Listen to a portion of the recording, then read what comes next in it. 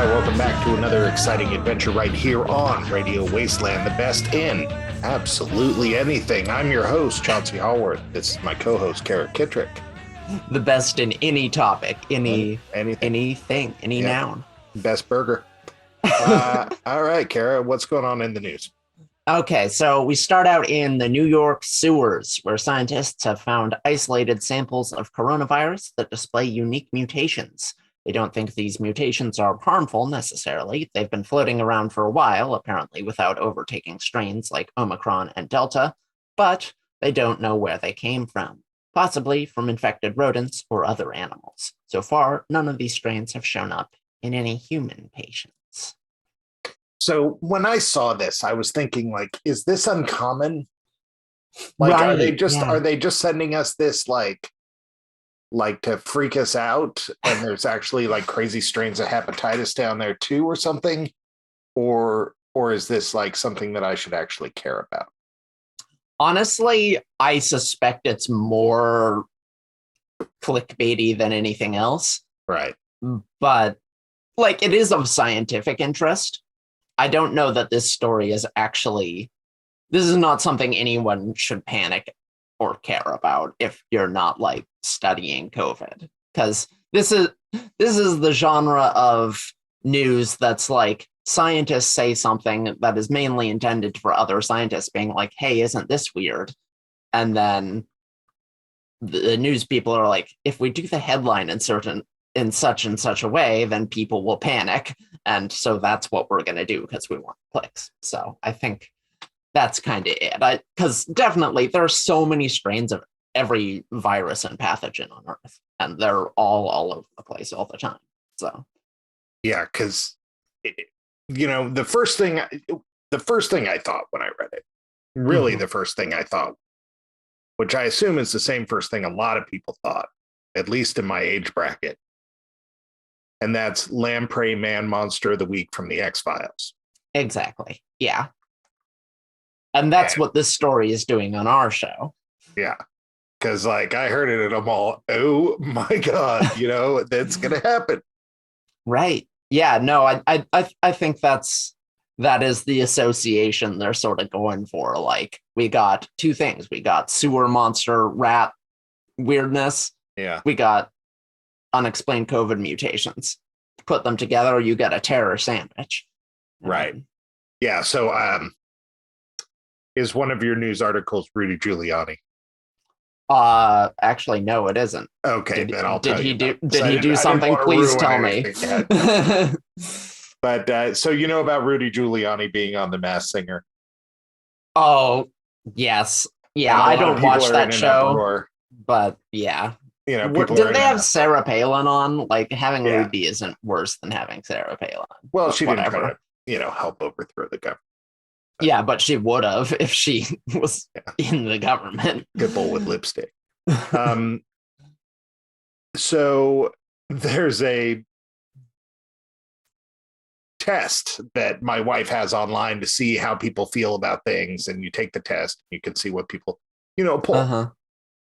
And the question for the Rudy Giuliani thing was, do you think Rudy Giuliani was NBC going a little too far, or was it brilliant marketing? And I'm all like, it was totally both. Yeah, it was like, those are not mutually exclusive. That's just a bad way to frame that question, because both are true. and to bring this back around, we were talking about the news and the clickbaity of the Lamprey Man and the X-Files thing. I'm saying this is totally both. This is going a little too far with the news, but it's also pretty cool. Yeah, it's freaky stuff. I think we should live in a world where all news articles are like, normal, boring thing happened here. Every news article should read like an abstract in a scientific journal, and no one would read them, and good. They'll read them if they're important. How about a haiku? A haiku, maybe? Every single one is a haiku. But I don't know. I feel like you could make a sensationalist. No, you can't, because it's just too. It's disease classic. Found in sewer. Lamprey Man attacks. I don't know. Yeah, but No, I mean, a haiku is an inherently calming art form. So maybe that would balance out the hysteria of the headlines. Right. Yeah. I don't know. It's That's it. clickbait is Hike out of News, control, man. hikenews.com. Yeah. That's the big break. All right. What else? Anything Oh, uplifting? yeah. Is this next one uplifting? Is it ever? Well, you decide. Right. So, a massive brawl involving more than 40 people occurred at an OK Corral. Cause of the fight was unknown, but it may have started after the restaurant ran out of steak, which I think we can all agree is a very big deal. Video shows people throwing furniture at each other. Okay, so I have to admit that I have had a lot of laughs sharing this with people. So it is. Yes, I got it from uplifting. you. Yeah, it is somewhat uplifting, but at the same time, I think it shows why the reason I thought it was like, okay, this is the end of civilization. This is, No. well, there was a lot of people. Did you watch this video? Yeah, there were like 40 people. But Yeah. this is also nothing new. Well, in the 20s, there was a riot at an opera. Yeah. And there's somebody shooting somebody over a Popeye's chicken sandwich, Right, exactly. I think these are examples that it's not just politics to blame for the state of our country. No, human nature has never changed. And it happens that we are. I'd like to think that it has. We're less murderous than we were. Are we? You're way safer now than you were in 1560. We're safer anywhere on the planet. But that does not mean we're less murderous. It means we have systems that keep us from murdering. Exactly, but the internal murder number of the average person, I'll bet, has never changed. All right. So I think you see it leaking through every now and then. Oh yeah. Well, I mean, that raises a good question. Are we breeding out the bad guys by sending them to jail or killing I them, doubt it. Whatever. I doubt it. Are we doing the same things to ourselves that we did to wolves? Well, okay. So first of all, who we send to jail and who was actually the bad guys are two Venn diagrams that are not. Like, I think if our justice system was perfect, then yes, probably we would be doing that. But like everyone in the world knows that it's mostly like people of color and just poor people whose poverty is criminalized who wind up in prison. Oh yeah, absolutely. I agree with you. I meant like on a global scale.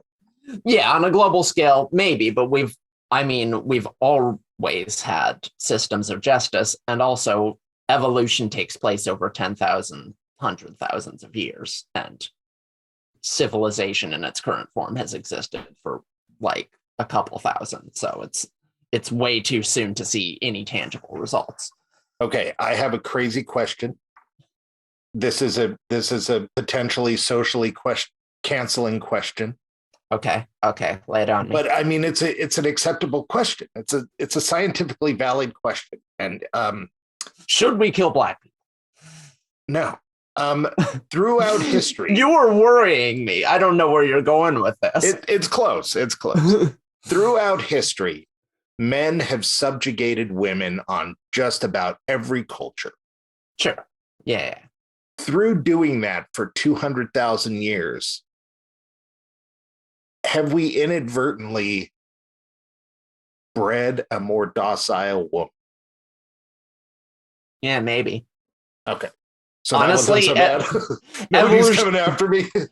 Evolutionary psychologists would tell you possibly. Okay. Yeah. Other people would say Evo Psych as a discipline is not very rigorous, and its practitioners tend to be weird, horny men. But, this is actually not a crazy question to raise. It's possible. All right. Then I'm proud of myself. And I believe that people should call me brave, but continue. It is worth noting that, like, most of that time we were hunter-gatherer societies, right? And the repression of women in, like, a tribal hunter-gatherer situation is very different than, say, the repression of women in Puritan New England. Yeah, they kill them. So there's no chance for them to enter the gene pool. What? Wait, what do you mean? Well, in a caveman society, I mean, they were cavemen. Haven't you seen them? They hit them with the club and they drag them by the hair. Yeah, but that's how it's That's not portrayed in accurate. movies. That's not actually accurate. When hunter gatherers, Yeah. women did the gathering, men like it wasn't equal or anything, but Right. it was certainly more of a. There's a difference between that, I would argue, and like systemic, society-wide telling women that God says you're inferior kind of thing, which there's no evidence cultures across the world did, right? Like some cultures did, but certainly not all. So it's all right. I forget what this new segment was about, so why don't we move on? Yeah, it was about buffets. Robotic Hounds, built by a rival company to Boston Dynamics, are being tested as sentries at the US border, which seems dystopian. They are right now being set up to navigate preset GPS routes with cameras to watch for intruders, but also have routines to deal with potentially hostile individuals, hauntingly. This is one of those days we know is coming. Yeah. This is how I feel about cloning as well. Sure. There, in the history of humanity, there has never been an invention that was advantageous that we didn't use. Right. This is going to happen. No matter how much we don't like it, how much we don't get it, and so on and so forth, this is going to happen. So I think we need to put our efforts into making sure that it happens responsibly and ethically and in a way that we all sort of agree on the baseline understanding, instead of going out in the Wild West and allowing everything bad to possibly happen before we make rules about it 150 years from now. Yeah, I agree.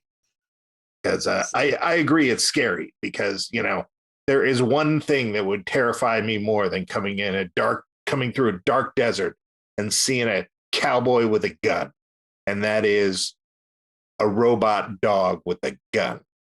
Right. And right now these dogs don't have guns, but they can hurt people. They are designed to hurt people.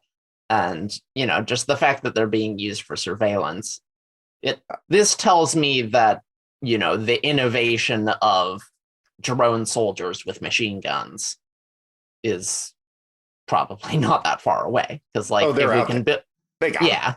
Well, yeah. If they're sending this thing out in the streets, they got it. Yeah. No. Okay. I see what you're saying. Yeah. Probably. Maybe. they do still have some issues like battery life and stuff. So it's but I don't know. I was actually just thinking about this yesterday. Sorry, go ahead. Well, I just hate how Fahrenheit 451 continually proves itself to be like the most accurate sci-fi novel for a future. It does. I hate that this is because it has mechanical hounds used by the police. It has seashells that you put in your ears to listen to stuff and tune out the world.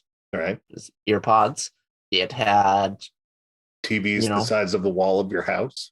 Yes, it had that. It had book burnings. It had suburban housewives overdosing. It also had the part that I find the most scary about it. And that is, of all the sci-fi dystopian novels like that, I want to say it's the only one I know of that got to that future via a democracy. Right. Yeah. The people were all like, they wanted for all this stuff. Right. And it's like, I hate that he was right. Yeah. And it's all happening. Why couldn't we have gotten Star Trek?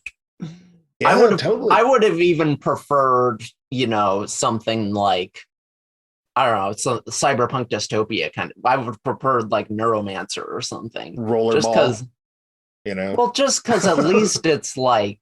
What was that one? Turbo Kid? You watch Turbo Kid? Don't know about Turbo Kid. Never mind. I'll send it to you later. Good movie. But at least those are like action-packed and adventurous. This Fahrenheit 451 is just the most banal version of a nightmare society. And that's where we're going. At least in Brave New World, everyone is on fun drugs. Yeah, that's true. Yeah. There was some degree of that one might have been well, I don't know. We're going to have to do a dystopian show because there's a whole lot. All right. So what do you got next? Okay, so This is the last one, I think. yes, yeah. Yeah. So continuing on my Fahrenheit 451 bent, because I gotta do it. We're on the topic.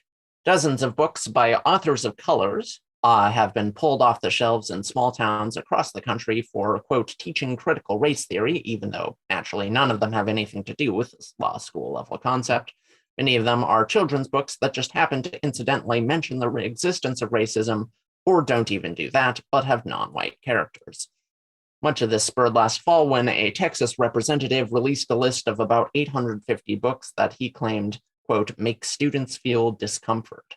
For the most part, these are books that simply include non-white or non-straight characters. This at the same time that Mouse, a book about the horrors of the Holocaust, was removed from the curriculum in a Tennessee county due to bad language.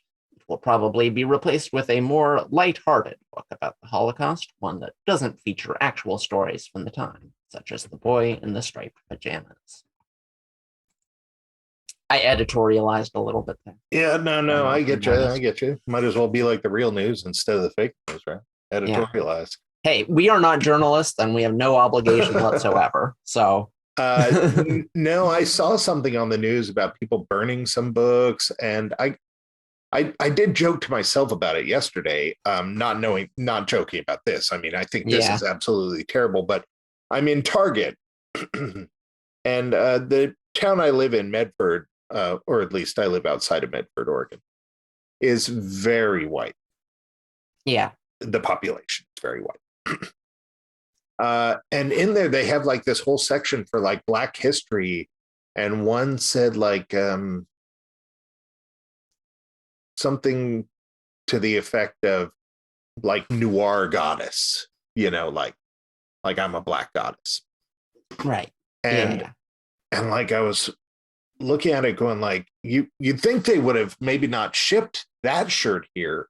They would have shipped like noir goddess ally shirts here, and so you think they maybe would have distributed their wares a little bit better, but yeah, I'm starting to think that there is a massive white power cabal in this country that because I always thought it was just like sort of like hidden guilt and like I don't want to be like and quit.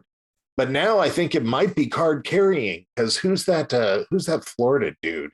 They straight up asked him about Nazis after he talked about one of them. I'm not sure. Are you talking about Ron DeSantis? Yeah. They straight else? And he never said the word. He said, we're not even talking about that. None of them actually say the words Nazis are bad. And it's like, how hard is it to say Nazis are bad? Just say it. I just want to hear some people say Nazis are bad. When people say, what do you think of Nazis? Go, Nazis are bad. Next question. Obviously that covers it. It's like, it was like the Charlottesville thing a bunch of years ago, like asking the president to condemn like a bunch of neo-Nazis shouting about Jews and stuff. Yeah. It's kind of a slam dunk, but instead he went, they're probably nice guys. I don't want to alienate nobody. People on both sides. Yeah, it is like, no, I sorry. See, at the time I was thinking it meant like both sides, like some of them were his base with legitimate arguments. And I thought, okay, maybe there are some nice people over there. And then no, I think there's some sort of card carrying conspiracy. And I think, I don't know, probably not. Probably. Well, what do you think? That is what people of color have been saying about like rural America forever. So, how can you be so concerned about hating a person that in a lot of these cases you never see? I mean, I live in a very white area. I mean, I couldn't hate black people. I haven't known enough in my life to hate them. I'll go. Honestly, same. Like, that's kind of sad how white all my circles are. But like, I think a lot of this is just like, we don't want to hear anything that makes us feel white guilt. I think there is definitely a strain of that.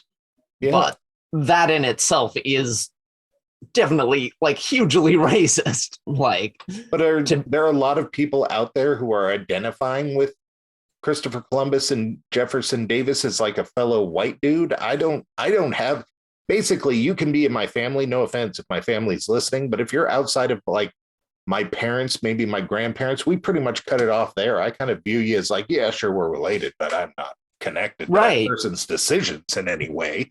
Yeah. I don't feel responsible for the genetic hell, I don't even feel it for my kids. I got 3. One of them's bound to mess up. One's bound to be worse. Interesting. I think you had the audience and then they were like, okay.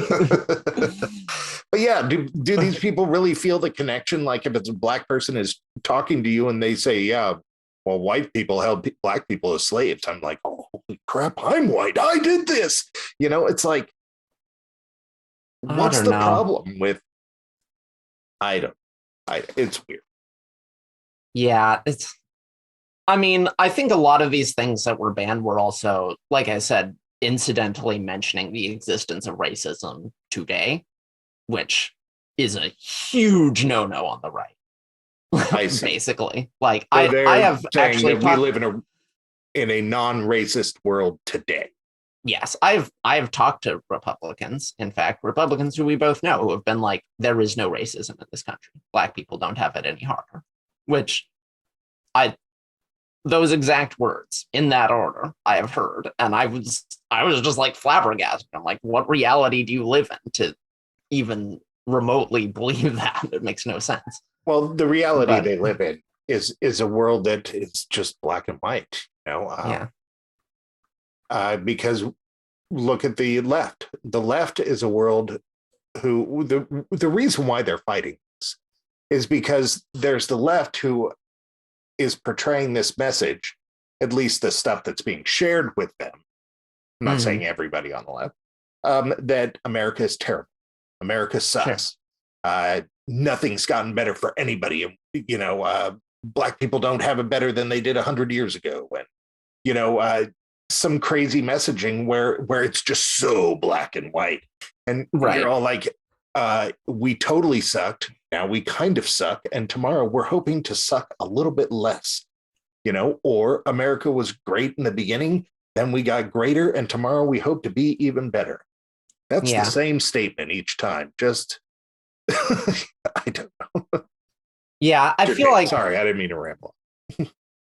Here's my thinking on that, which is that it is obvious that we have gotten better.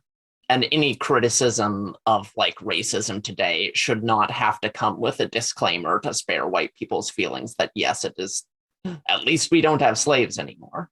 Right. Yeah. What kind of argument is that?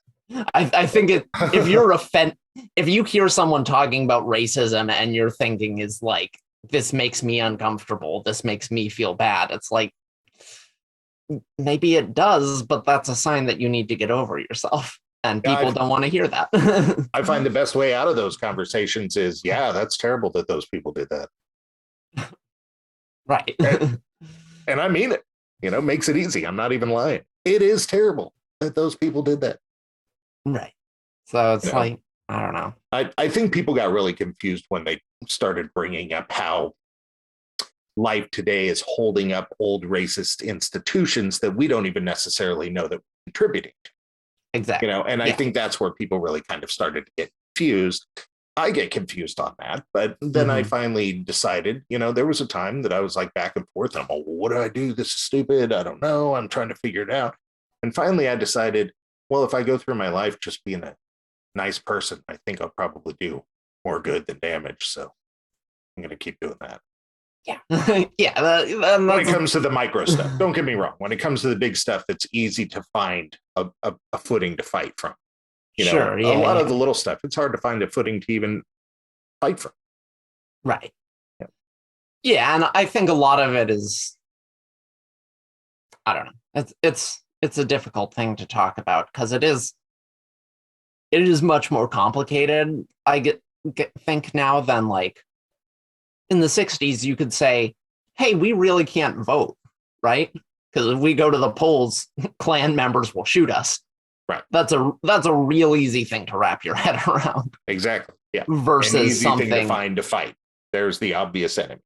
Right. Versus something like these districts are poor because they basically because of racism, but the racism happened, 100 years ago, but no one has bothered to update and like no one has bothered to make any reparations for this. No one has bothered to fix any of the infrastructure that's broken.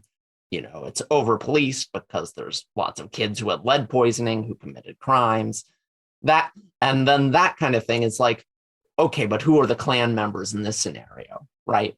Who is the obvious culprit who is clearly committing bad acts against Black people because they hate Black people? Like, that's harder to find in these latter examples. It's more just like uncaring guys who don't really want to fix the problem because it costs money that they would prefer to spend on white people. All day. Yeah, exactly. Uncaring guys who don't want to fix the problem because it costs money.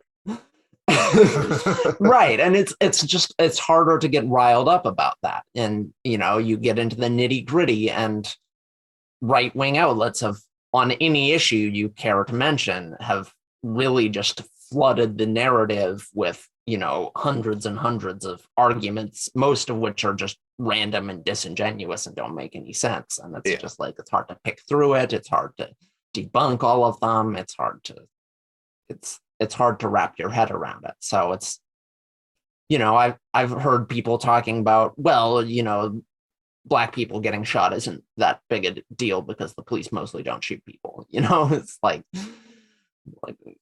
great logic there. Right. How is that? I think I have a test to find out if our world is racist. People say our world isn't racist or our world's super racist. I got a test. And it's easy. It's something we should have done from the beginning, but it'll definitely work now.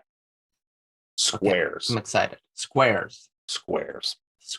Okay. Take all the gerrymandering, all the districts, everything. Use squares. I'm sick of all these crazy angled lines and the addresses and all this gerrymandering and stuff like that. We just cut to squares. If it moves back to being hella racist, we know we got a problem. But if it just evens out and everything gets better, well, then we know that we weren't in a racist world. Or realistically, it'll do something in between and everything will get better. Squares, man. We need squares. I mean, God, I have never met a pro gerrymandering voter. Really? I've never met, because look, gerrymandering is something, both sides do it, but it is, and this is accurate, that it is mostly restricted to the right now. Like, many states on the left, most blue states at this point have passed anti-gerrymandering measures, like California, like Oregon, like Washington, and they do have basically grids. The egregious gerrymandering you see is basically this in the South to keep, red states from turning purple or straight up blue. Like, if Georgia had a grid, it would vote Democratic every single election. Right. Well, but I mean, I've never met a Republican voter who's like, yeah, I'm pro that. It's just the politicians, and it's like, man, you gotta stop. While we're on the topic of race, what's your take on this Joe Rogan? I mean, I don't really know anything about him. I've basically heard that he's kind of an Alex Jonesy wacko, but yeah, well, he's basically kind of he's definitely not like Alex Jones. He's a once stand-up comedian that is way into and maybe did MMA for a while. And he basically has a talk show where he'll talk to people for like 4 hours and, kind of like Art Bell, only he'll have people on like Sanjay Gupta and stuff like that. I don't particularly like his show, but I don't know. They're playing a big loop of him using the N-word, but in the entire loop, he's using it in a story context every time they have him say it. So I was just kind of curious what your take was on him there. Look, the only stuff I know about Joe Rogan is just like vague hearsay because I've never listened to him or just cared to sort of engage with his whole thing. So yeah, I have pretty similar feelings. What I understand is that he's had a bunch of like basically straight up fascists on the show that he's had, parroted some pretty screwed up right-wing talking points. So, I don't love him because of that. I've just, again, vaguely heard these things from people I trusted, but not bothered to look into any of it. Yeah, because that's there accurate. are a million guys like Joe That's Rogan, probably accurate, yeah. is you don't gotta go out and like debunk each one and figure out where you stand on Joe Rogan. Like I don't listen to a show. It doesn't matter where I stand. Yeah. All right. Well, you are listening to Radio Wasteland. Come on back. There's more.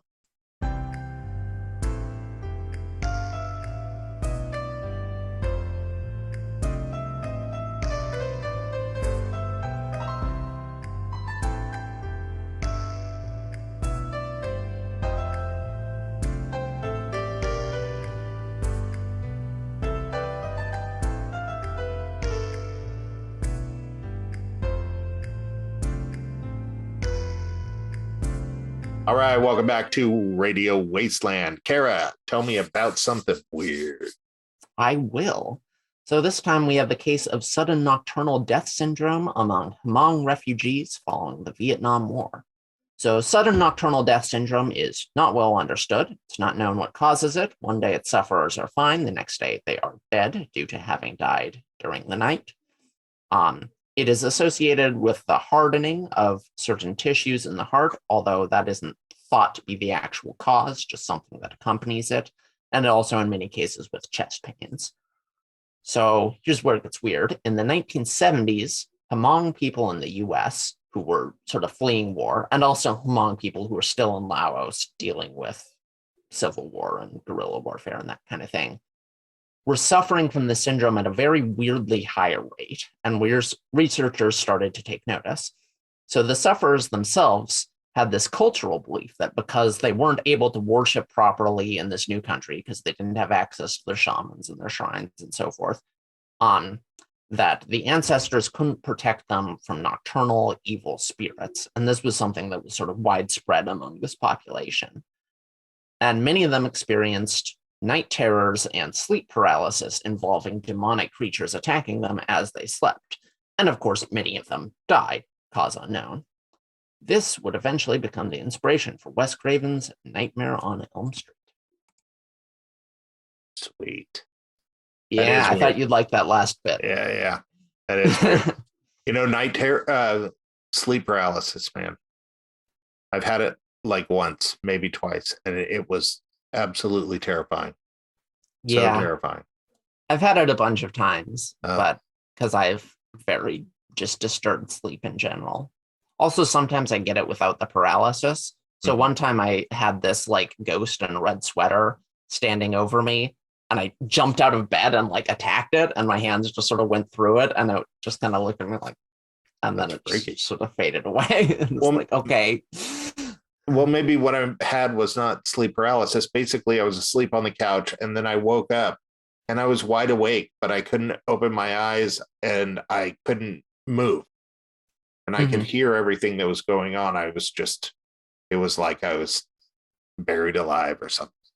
No, that sounds like it. And it's not always accompanied with hallucinations or audio. Oh, okay. It can be audio or visual hallucinations. Oh, yeah, that's terrifying. And it can also not be those things. But it's basically just your body being like, because you have paralysis while you're asleep in order to keep you from hurting yourself while you're dreaming.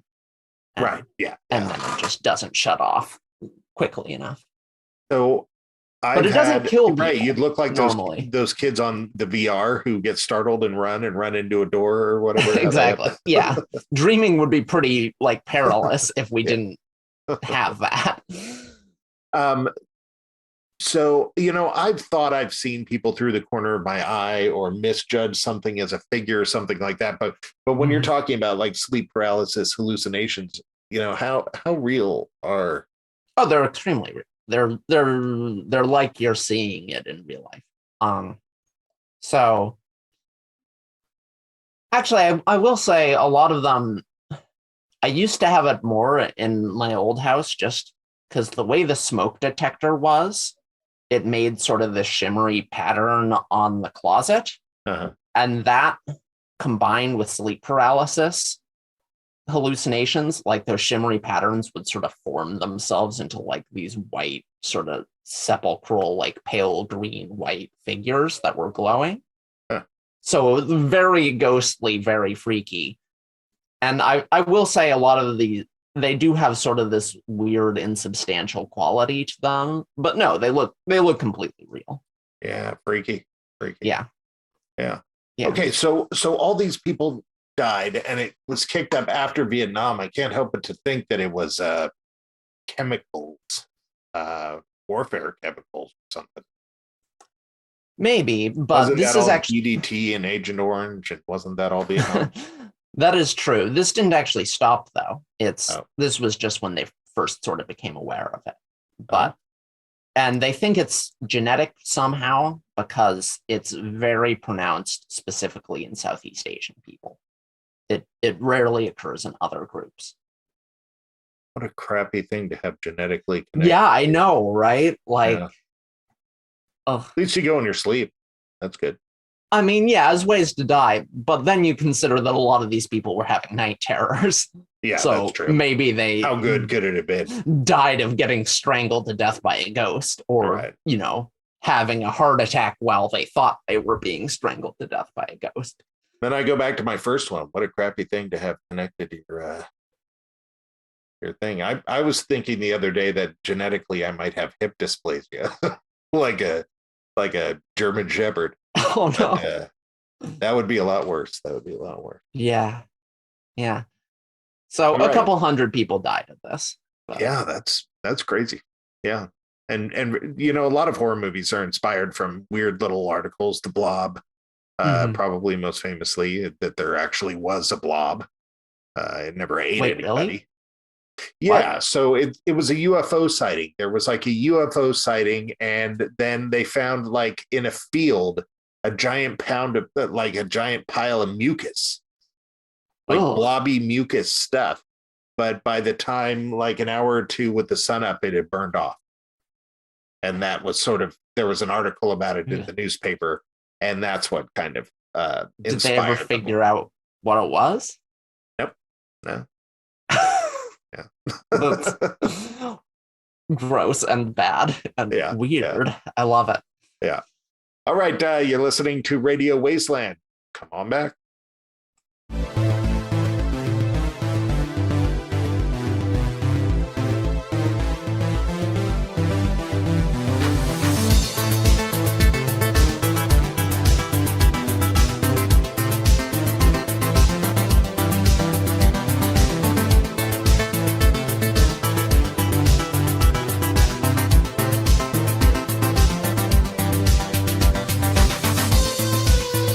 Chauncey, you want some depressing history? Yeah. It doesn't sound like you really want it, though. I mean, take your medicine. Yes.